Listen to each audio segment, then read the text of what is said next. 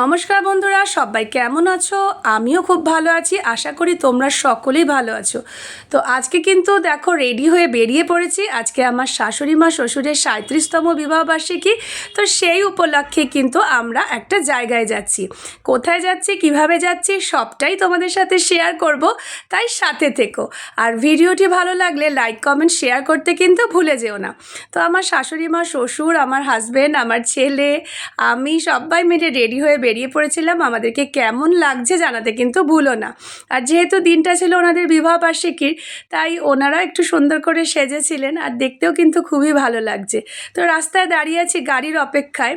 আর রাস্তাঘাটটা দেখো, যেহেতু আমাদের এখানটায় সকালের দিকটা বাজার বসে, তো বাজারটা এখন মোটামুটি ফাঁকারই পথে, মানে উঠে যাচ্ছে প্রায় আর কি।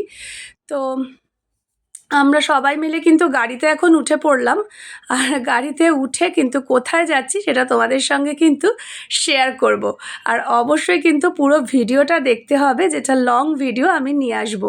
তো আমরা সবাই মিলে উঠে পড়েছি। উঠে পড়ে এবার জানলা দিয়ে দেখতে দেখতে কিন্তু চলে যাব। আর আমার না গাড়িতে উঠে জানলা দিয়ে দেখতে, জানো তো, খুবই ভালো লাগে কোথায় উঠে। কিন্তু আমার ছেলের মধ্যে দেখি এই ধৈর্যটা একেবারেই নেই।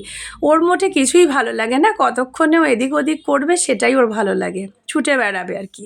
তো ভালো লাগলে অবশ্যই লাইক কমেন্ট করে দিও। দেখা হচ্ছে নেক্সট ভিডিওতে।